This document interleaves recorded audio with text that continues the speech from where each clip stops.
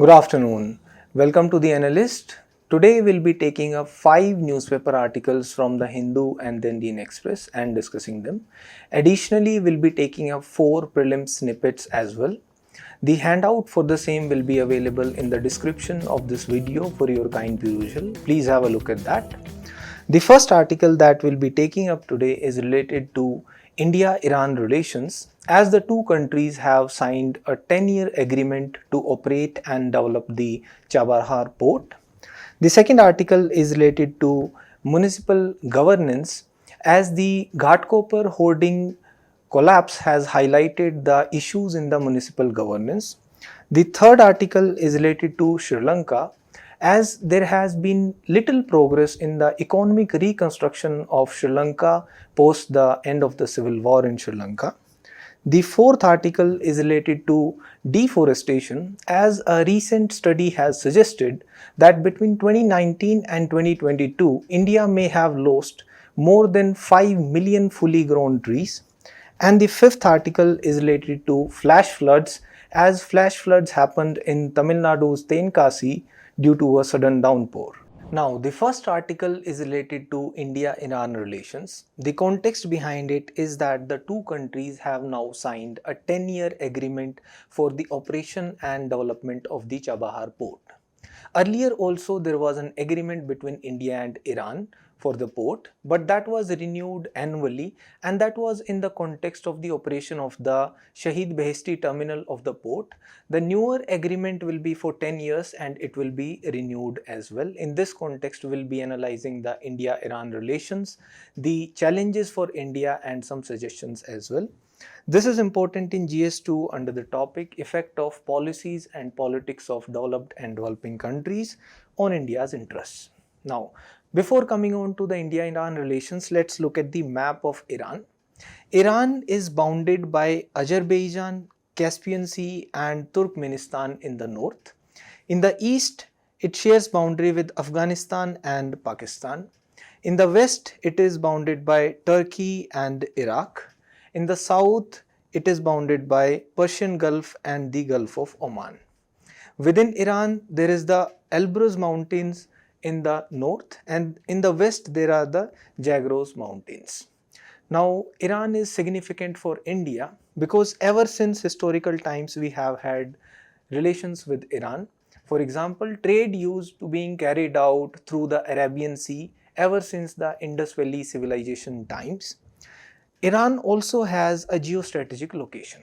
Through Iran, we will be able to access the Central Asian region, Afghanistan, as well as Eurasia.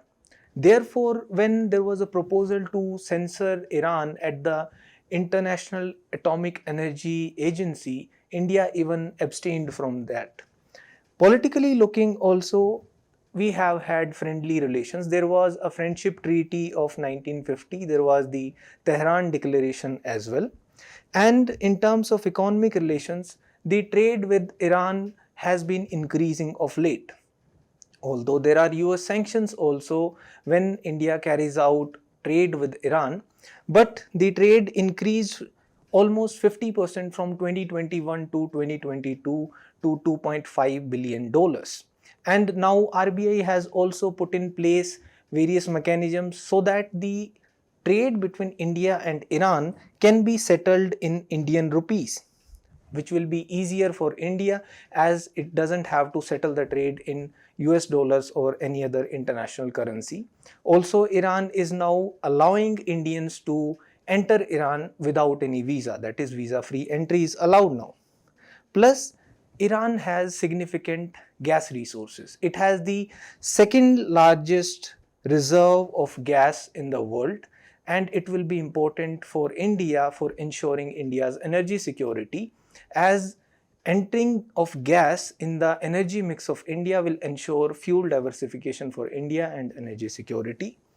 Culturally speaking also, we have close ties because there is an Indian cultural center also in Iran. This was named recently as Swami Vivekananda Cultural Center. Also, India's move to include Farsi or the Persian language as one of the 9 classical languages in India is also going to bolster the cultural ties and the people-to-people ties between India and Iran. Now let's talk about the significance of the Chabahar port. Chabahar port is located in the Gulf of Oman, as we can see from the map. It will ensure linkages through the maritime route with India's Mumbai port and Kandla port in Gujarat. And the rail link till Zahedan, from Chabahar to Zahedan, will also ensure connectivity. And India has also invested going further in Afghanistan, as it has built the Zaranj-Dilaram highway in Afghanistan. So this multimodal connectivity from Mumbai and from Kandla till Afghanistan, Zaranj, Dilaram, etc. through maritime, rail and road routes will ensure that India is able to access Afghanistan and the Central Asian region, bypassing Pakistan, which has been a hurdle. Now, it is also important as the dependence on the Suez Canal, while ensuring that trade is carried out smoothly between India and Europe, can also be done. Because when the trade is carried out through the Suez Canal, it becomes a long route. Whereas if there is the operationalization of the international north-south transport corridor, then India will be able to access Eurasian region through the Chabahar port and Iran easily. Plus the Afghanistan link that will be developed because of the Chabahar port will ensure that the humanitarian assistance which India provides to Afghanistan can also be done easily. Plus, it can be seen as a counter to Gwadar. The Gwadar port in Pakistan is being developed by China, and the Chabahar port investment by India in Iran will be a counterweight to it. The regional trade will also improve due to this, and it will also ensure the easy operationalization going further in terms of the international north-south transport corridor. The recent agreement also had a proposal to set up a joint transport committee for the operationalization of the north-south transport corridor as well. But before talking about the challenges that India is going to face with respect to the relations with Iran, let's talk about the US-Iran tensions. There is the nuclear issue. Iran develops nuclear, but USA accuses that it is not going to use it for civilian or peaceful purposes. Iran claims that we are going to develop nuclear energy for meeting its electricity needs and for medical purposes, but USA refuses to believe it, accusing that Iran is going to use nuclear technology for military purposes. Plus, despite the signing of the Joint Comprehensive Plan of Action, which was an agreement between Iran and the P5+1 countries, that is the permanent 5 members of the United Nations Security Council and Germany, despite that, Iran continued the developing of its missile program also, and it kept on testing the ballistic missiles even after that.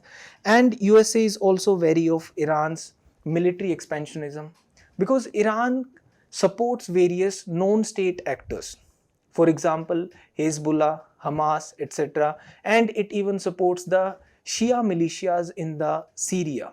Therefore, USA is wary of Iran. Now let's look at the challenges that India faces in the India-Iran relations. One is in the form of US sanctions. When India imports oil from Iran, there is the fear of US sanctions. But for the operationalization of the Chabahar port, India got exemption from the USA. The Trump administration gave exemptions to India twice, in 2018 and in 2019 as well, for the development and operation of the Chabahar port, but India could not do it efficiently because it needed a partner company to run the operation of the Chabahar port, but it could not find it, as the port management companies also are wary of the US sanctions. Also, the European equipment was needed for the development of the port, but most of the European countries are not forthcoming, as they are also siding on the side of USA and not very helpful. Plus, there is the 25-year agreement that China and Iran have signed. It is a comprehensive cooperation agreement in the form of an investment deal as well that India will also have to do. Then there are the security concerns. For example, Iran supports various non-state actors like Houthis, Hamas, Hezbollah, etc. And such Houthi rebels, they are targeting commercial shipping in the Arabian Sea. They are using kamikaze drones and missiles and other such weapons to target commercial ships, for example, the MV Camp Plateau incident. Plus, there is the Israel factor as well, because Israel does not have close ties with Iran, and Iran supports the rebel groups in Israel, and Israel is afraid that India might be potentially transferring military technology to Iran, which is not the case actually. And there is the Afghanistan equation as well, because earlier USA and Iran both had common interests in Afghanistan, that both wanted to prevent the upheaval of terrorism in Afghanistan, and for that there was support and cooperation between the two. But after the withdrawal of USA from Afghanistan, there is little cooperation between USA and Iran, and now US imposes sanctions whenever India goes ahead. Now, what is the way forward? One, we can ensure energy security and take measures for implementing the existing proposals. For example, Tapi pipeline, that is Turkmenistan, Afghanistan, Pakistan and India. We can ensure the preferential trade agreements are signed between India and Iran to increase trade. We can reduce the tariffs on the Iranian agricultural goods which are imported to India, giving them preferential treatment, and we can invest in infrastructure in Iran. For example, we can go ahead and develop the offshore gas fields like the Farzad B gas field. We can improve connectivity through proposals like International North-South Transport Corridor Development, and we can use multilateral fora for better cooperation between the two countries. For example, we can use the Shanghai Cooperation Organization and BRICS, etc., the platforms which are providing the opportunity for cooperation. Now, the next article is related to municipal governance. The context behind it is that the Ghatkopar hoarding crash has highlighted the ailing municipal governance, that there are issues and challenges that municipal governance faces. So we will be discussing the challenges as well as a few suggestions. This is important in GS2 under the topic devolution of powers and finances up to the local levels and the challenges therein. Now first let's discuss some basics. This is in line with the Gandhian ideal. Gandhi used to say that self-governance is even better than good governance. Similarly, there is a directive principle under Article 40. Article 40 encourages the state to set up the Panchayati Raj institutions and devolve powers and functions to them so that they are able to function as units of self-governance. In line with these philosophies, the government enacted the 74th Constitutional Amendment Act. This act introduced Part 9A in the Constitution, that is the municipalities, which introduced the Articles 243P to 243ZG. Along with it, the 12th schedule was added to the Constitution, which contains 18 functional items for the municipalities, that these are the areas where the municipalities will be functioning. So how does the governance architecture look like in India today? There are three tiers. Tier 1, Tier 2 and Tier 3. At the top tier, there is the Union of India, that is the Government of India. At the Tier 2 level, there are the union territories or states for which there are the state governments. Below that, there are divisions. First in terms of regions, then divisions, then districts. At the division level, there is the divisional commissioner who is also an IAS officer. At the district level, there is the district collector. At the subdivisional level, there is the subdivisional officer. Below that, there is the classification in the form of tehsils, mandals, etc. And then there are blocks or urban local bodies, that is municipal corporation, municipality, city council, etc. And then there are wards also. At the ULB's level, mayors are elected usually, or there is the municipal chairman. And at the ward level, there are the councillors. This is how the situation is post the 74th Constitutional Amendment Act. Now, what are the challenges that the municipal governance faces? Let's come on to that directly. The first challenge is highlighted by the second ARC report itself, which says that there is a lack of 3 F's: funds, functions and functionaries, that there are not enough funds. Articles 243G and 243W 243G is for panchayats and 243W is for the urban local bodies, asks the states to devolve funds also, but it is not a mandatory provision. This devolution of powers, etc., this is done by the states voluntarily. It's not mandatory and it is done by the state governments.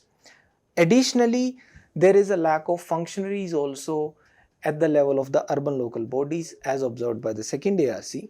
Then the state and union finance commissions, they give recommendations regarding the urban local bodies. But these recommendations are, first thing, they are not implemented, and there is no action taken report also which has to be submitted along with it. That there is a provision that for the implementation of the Finance Commission recommendations, there has to be an action taken report which has to be tabled in the legislature, but it is usually not done. Plus the revenue sources for the municipalities, that is not enough. First thing, there is the issue of tax assessment. It is not done properly or efficiently. The collection is also not enough. Plus there are less avenues for taxation. There are very few taxes which the municipalities can actually collect. And then there is the upcoming of the parallel and parastatal bodies. For example, HUDCO, MHADA, etc., and there is an overlap of functioning.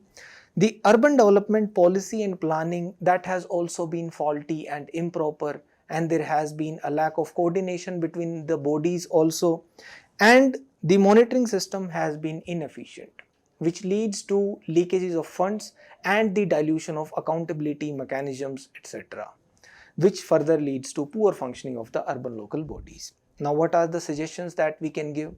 First, as per the second ARC, it says that certain principles have to be implemented in the functioning of the urban local bodies. For example, it is talking about the principle of subsidiarity which should be followed.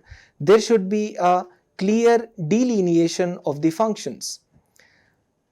The clear delineation of functions should happen at all the three tiers of the government, that these are the functions that they are supposed to do. There should be democratic decentralization of the bodies.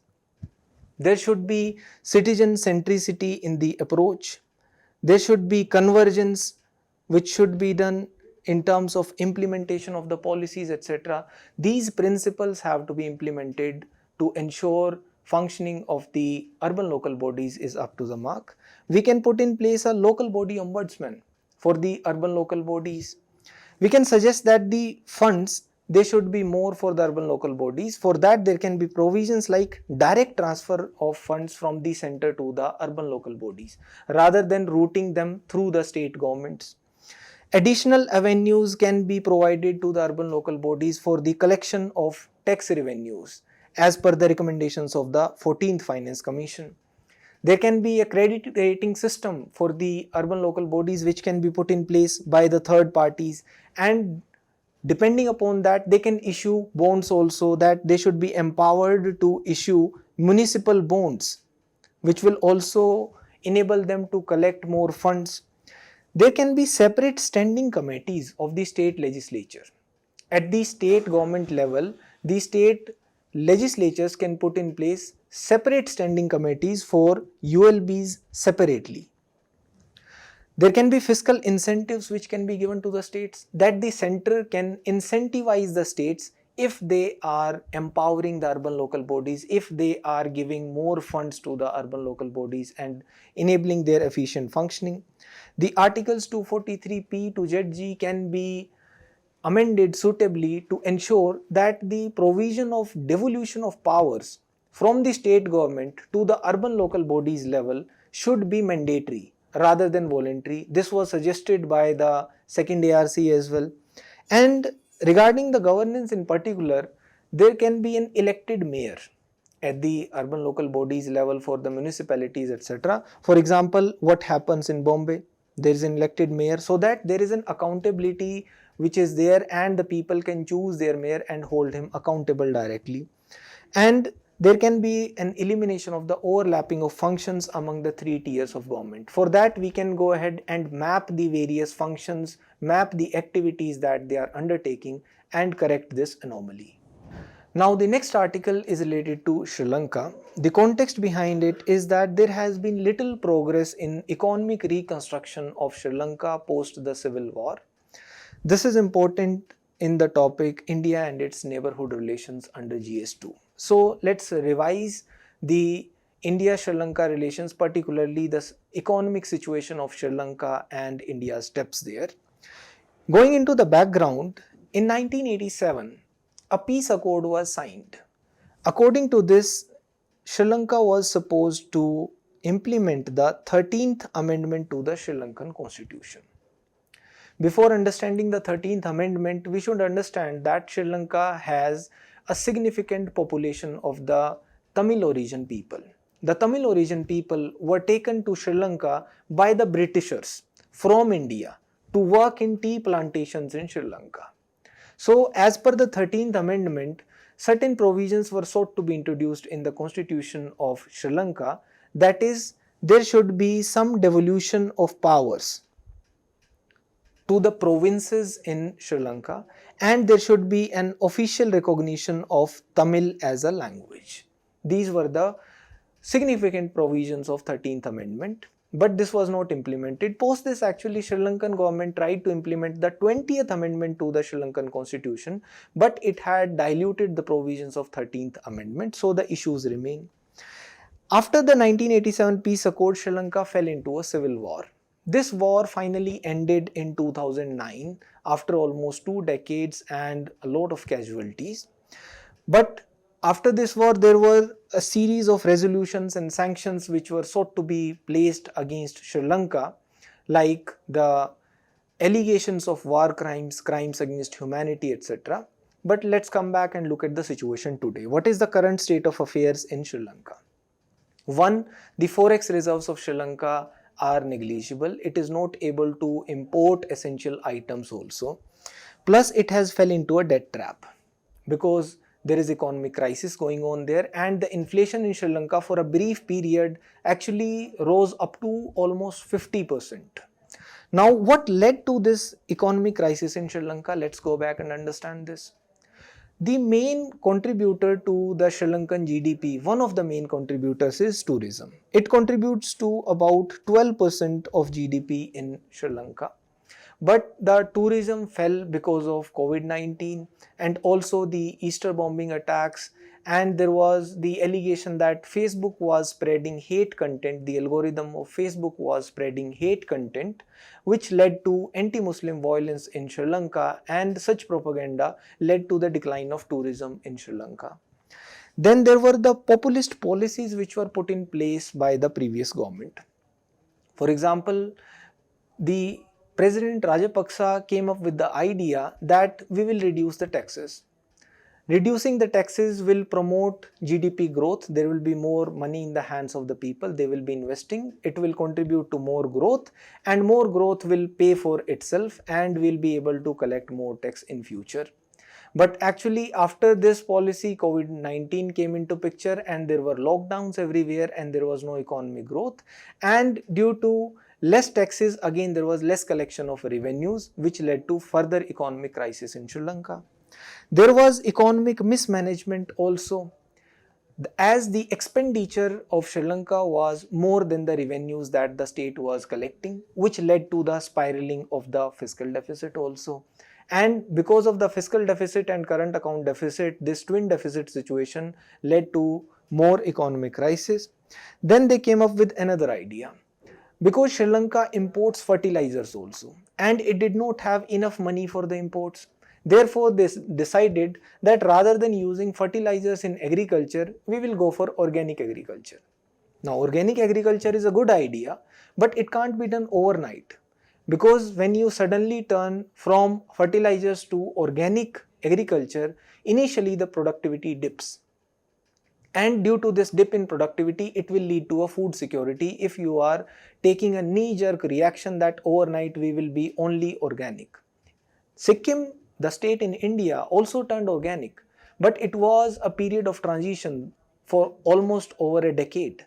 Now, this step of turning into organic by Sri Lanka led to food scarcity situation. And there was speculation then. Speculators started hoarding essential items also, essential food items as well as medicinal items, which led to more crisis. And Sri Lanka fell into a debt trap as it had to borrow money to pay for the expenses, to pay for the imports.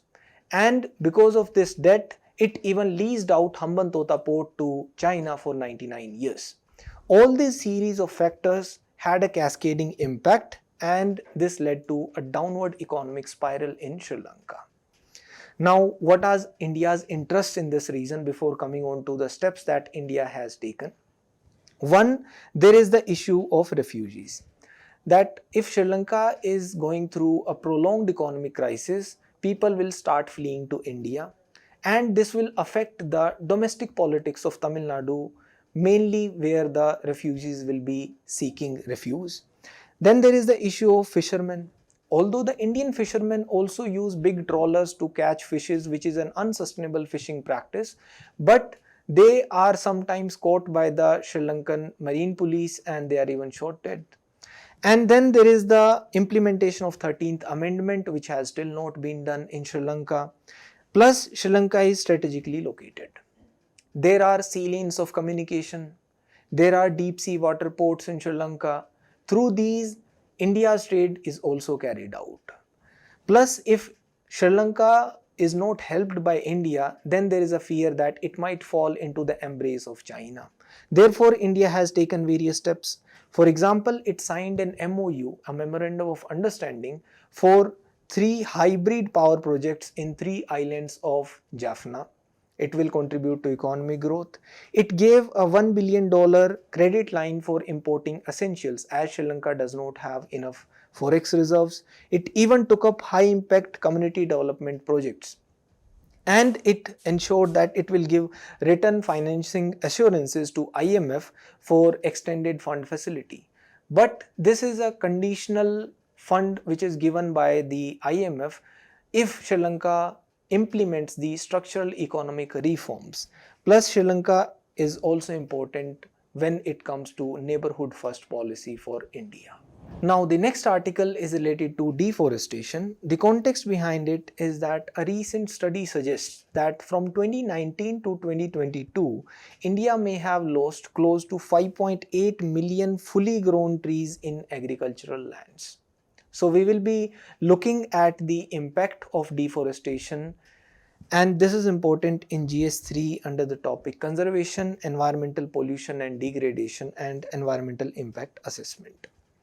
Now, this report is suggesting that the forest cover has declined, India has lost trees, whereas the Forest Survey report of 2019 has suggested that the forest cover in India has increased from 2011 to 2019. Let's look at that data first. In the last decade, India's forest cover has increased. This is talking about 2011 to 2019 decade.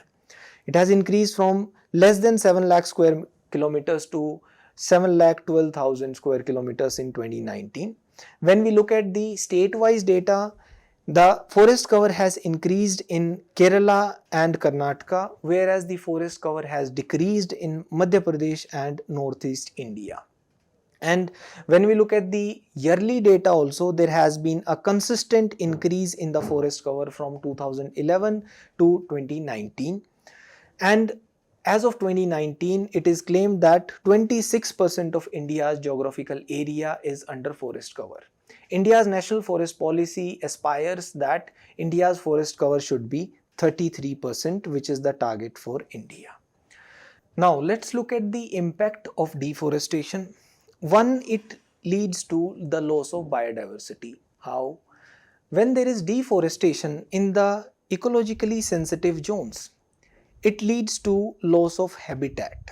When there is loss of habitat, there is the disappearance, destruction of various species, which leads to loss of biodiversity. For example, disappearing lion-tailed macaques in Western Ghats. It leads to the disruption of the water cycle because forests aid in groundwater recharge, cloud formation, and ensuring that the catchment areas of the rivers like Ganga, Yamuna, etc., they are safe. Deforestation will disrupt this cycle. It leads to soil erosion because the trees, they bind the soil, and the deforestation will lead to soil degradation, land degradation and soil erosion. It will lead to faster global warming because forests and trees, they are carbon sinks, and when they are cut, it will lead to the release of that stored carbon in the atmosphere, which will lead to more carbon levels and faster global warming and faster climate change. It might even affect the livelihoods because the tribes are dependent upon the forests, minor forest produce, etc., for their livelihood, and it will lead to displacement. For example, the Baigas in Madhya Pradesh, they are forcibly displaced because of deforestation. It will lead to a disruption in the local climate. For example, the rise in the temperatures at some areas in Bengaluru because of the loss of the green cover, and it will lead to more and more generation of urban heat islands. It will increase the risk of the floods because again the forests, they are acting like sponge. They control or slow down the runoff water when there is excess rainfall. For example, the Kerala floods in 2018, they were also partially attributed to deforestation in the region. Plus it will lead to more air pollution because the loss of forest cover will lead to lesser ability of earth to purify the air because they are like the lungs for earth. Now, what are the steps taken to counter deforestation by the government? We'll focus on the legal steps. One, the government came up with the Indian Forest Act 1927. This empowers the central government to declare any forest area as a reserve forest, protected forest or village forest, etc., that it can be declared.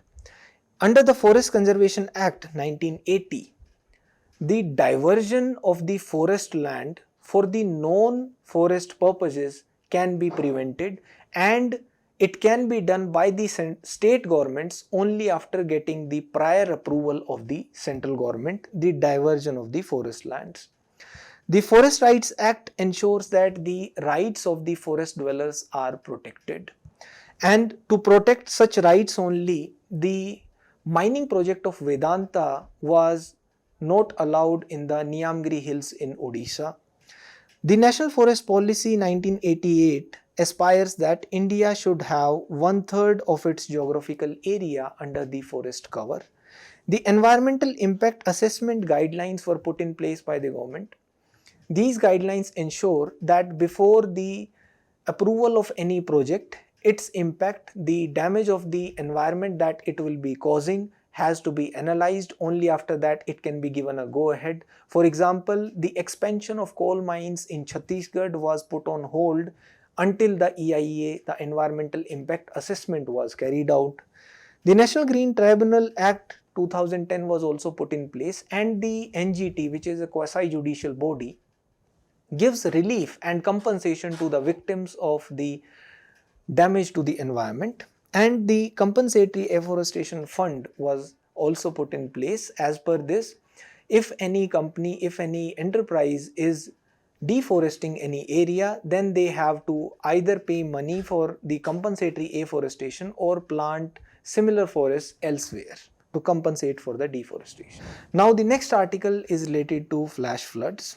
The context behind it is that flash floods happened in Tamil Nadu's Tenkasi, and they were triggered by a sudden downpour. It led to the loss of a life also. This is important in GS3 under the topic disaster and disaster management. Now let's look at the flash floods. How do they happen? When there is a sudden downpour, then the water which is falling on the high ground flows downhill, and it flows with such speed that suddenly it inundates the river. There is a lot of flow in the river, and when the river level rises rapidly, it causes the river to overflow its banks, and it enters the floodplains also, inundates the floodplains, which causes flash floods. That is, the areas which are not usually prone to flooding, due to excess amount of sudden rainfall, they are also experiencing flood. So this intense rainfall makes the water rise quickly, and it happens usually for a short duration. So let's look at the characteristics also. It is a sudden event, and it is due to usually an intense rainfall or maybe due to a cloud burst, and usually happens within a short span of time. As per the National Disaster Management Agency, India's monsoon season typically lasts for about 4 months, and 75% of India's rainfall happens within those 4 months, and the remaining 8 months there is less than 25% rainfall that India receives. Plus the flood prone areas, which are usually mapped by the National Flood Commission, they are said to be about 40 million hectares in India, that these are the areas which are flood prone. And this is usually a localized event but high in intensity, and therefore it brings debris load also from the higher reaches. This happened in Mumbai in 2005, in Uttarakhand in 2013, which was disastrous as it was contributed by landslides also in the region, in Chennai in 2015 and Kerala in 2018, which were mainly attributed to sudden intense rainfall or downpour. Now, what are the causes behind the flash floods? One, the less dam capacity. If there is a sudden rainfall and the water so received in the region exceeds the dam's capacity, then the floodgates of the dam are opened and suddenly there is an inundation of the low-lying areas in the region. It can happen due to cloud bursts also, or due to melting glaciers. When the glaciers melt at unprecedented speeds, then the glacial lakes start overflowing, which leads to sudden increase in the volume of the flow of river, and the landslides, they contribute to it as well. Plus there are other factors like urbanization. Due to urbanization and concretization of the surface, there is less amount of water which seeps in the ground, which seeps through the earth. Therefore there is more runoff water and clogging of drains, etc. And deforestation also contributes to the flash floods. Now, what are the initiatives that the government has put in place to control the disaster? One, there are the Indian Meteorological Department's flash flood guidance services.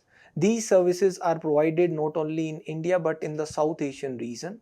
They are providing an early warning service, that is 6 hours to 12 hours in advance the incident or the disaster of flash flood is given, and it uses the Doppler radars as well, and it works on the watershed level for the warning system.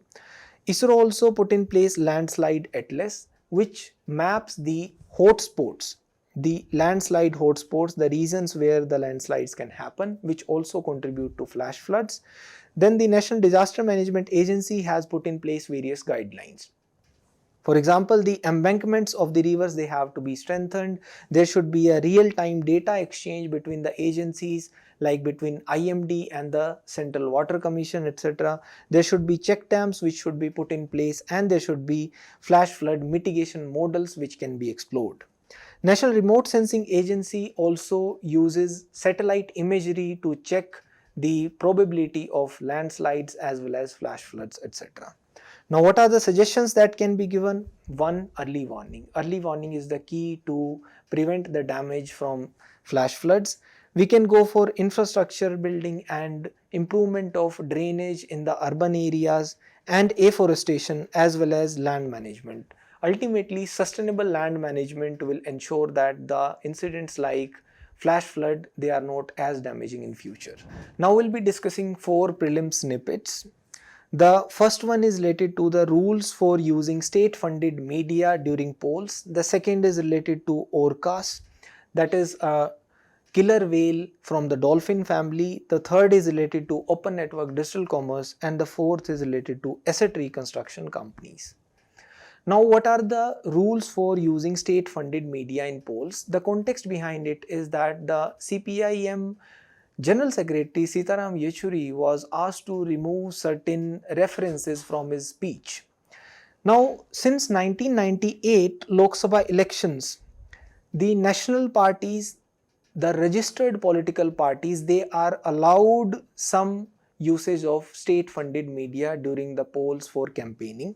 The national parties all put together, they are allowed minimum 10 hours of telecasting time on Doordarshan national channels and 15 hours for the Doordarshan regional channels. That is the cumulative 10 hours put together for all the national parties. The ECI usually allots the time between the parties, and 10 hours are allowed for the broadcasting time on the national hookup of All India Radio as well. Now the guidelines are also given for the content of the speeches which can be given by the political leaders. One, they have to submit transcripts. The transcripts of the speeches have to be submitted by the orator usually 3 to 4 days in advance, and certain guidelines forbid the usage of certain words. For example, it should not contain the criticism of other countries. It should not attack any religion or community. The speech should not contain anything obscene or defamatory. There should not be any incitement of violence. It should not contain any reference which might amount to the contempt of court, and it should not contain aspersions against the integrity of the president and the judiciary. It should not contain anything which affects the unity, sovereignty and integrity of the nation, and it should not criticize by name of any person. These are the guidelines which are put in place. Now the next topic is related to orcas. Orcas are the largest member of the Delphinidae family, or dolphins. They are actually dolphins, but they are killer whales. Now they are attacking boats in the oceans. The reason behind it is unknown. It is speculated that they might be doing it for fun, or it might be due to a particular behavior. They are usually highly social killer whales, and they mostly live in social groups called pods. They rely on underwater sound to feed, communicate and navigate, and they look like this. Now the next article is related to open network digital commerce. This is an open source network. In this ONDC, the buyers and sellers, they come together, they transact with each other irrespective of the e-commerce platform on which either of them are registered. That is, a buyer may be registered on a different e-commerce platform, a seller may be registered on a different e-commerce platform, still they can transact business, they can buy and sell within each other. This is an initiative of the Department of Promotion of Industry and Internal Trade. Earlier what happened was, in the closed platform centric e-marketplaces, for example, if I am a buyer on Flipkart and there is a seller on Flipkart, then we can interact through Flipkart only. Whereas through the open network centric e-marketplaces, the buyer can have a different application, the seller can have a different application, and there are open protocols and connecting nodes, there are routing nodes between this, and they can buy and sell irrespective of being on different platforms through the open network digital commerce, and it is an open source network. Now the next article is related to asset reconstruction companies. The asset reconstruction companies help the banks in recovering their dues for the loans which have gone bad. That is, the debtors, they borrow from the banks and then they do not repay, they become non-performing assets or bad loans. Some amount is recovered by the banks through the asset reconstruction companies. The banks, they offer financial assistance to the debtors or borrowers. The borrower usually provides security for such financial assistance. Something is put as collateral. Now, when the debt becomes a bad debt, then the NPAs, the non-performing assets, they are transferred by the banks to the asset reconstruction companies. The asset reconstruction companies purchase such financial assets to realize the same. They usually give to the banks smaller amount than the real worth of that asset, because there are chances that they might not be able to recover the complete worth, and then they are usually reconstructing the assets and selling it to a qualified buyer. The qualified buyer purchases the security receipts, and the security receipts are issued by the asset reconstruction companies. The ARCs issue the security receipts under representing the undivided interest in the financial assets. Thus, the qualified buyer gives the money to the ARCs, and the ARCs have bought that asset from the banks, and the banks sell the bad loans or the non-performing assets to the ARCs. This is how it functions. Thank you.